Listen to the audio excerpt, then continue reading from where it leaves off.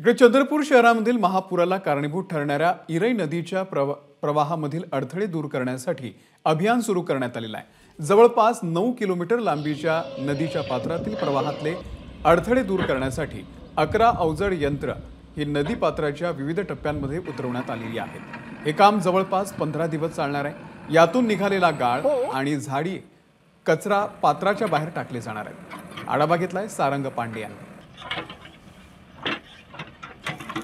चंद्रपूर शहराला दरवर्षी इरई नदीच्या पुराचा मोठा फटका बसतो आणि चंद्रपूर शहरातला एक मोठा भाग जो आहे या इरई नदीच्या पाण्याने वेढला जातो। हीच बाब लक्षात घेऊन चंद्रपूर जिल्हा प्रशासनाने आता इरई नदीमधून जे माती आहे, गाळ आहे, झाडं आहे ते काढण्याला सुरुवात केलेली आहे।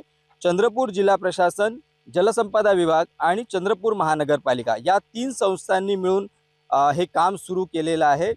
यामध्ये जेसीबींचा वापर करून हे पूर्ण झाडं जे आहे ते काढल्या जात आहे आणि कुठेतरी हा जे पात्र आहे या नदीचं जे ब्लॉक झालं आहे ते यामुळे मोकळ होईल आणि मोठ्या प्रमाणात जे नदीचं पुराचं पाणी असतं ते याच्यामध्ये समावेल आणि ते चंद्रपूर शहरात शिरणार नाही असा अंदाज आहे। अशाच प्रकारची साफसफाई जेव्हा पंकजा मुंडे मंत्री होता या विभागाच्या तेव्हा देखील करण्यात आली होती।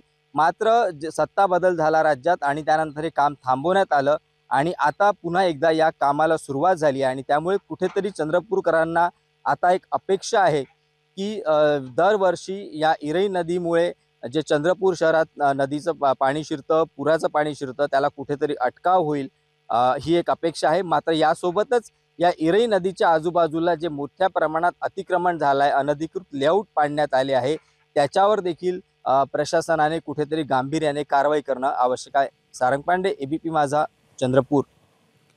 तर चंद्रपूरच्या उपजिल्हाधिकाऱ्यांची सुद्धा प्रतिक्रिया या संदर्भात आलेली आहे, आपण पाहूया।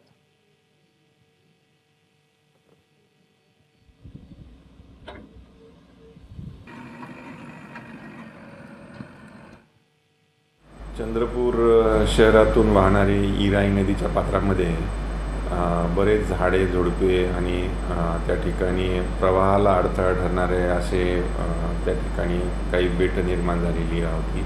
पाण्याचा प्रवाह हा पूर्ण व्यवस्थित नदीपात्रातून त्या ठिकाणी पाऊस पडल्यानंतर वाहून जाईल अशा पद्धतीचं त्या ठिकाणी काळजी घेण्यात येत आहे। एबीपी माझा, उघडा डोळे बघा नीट।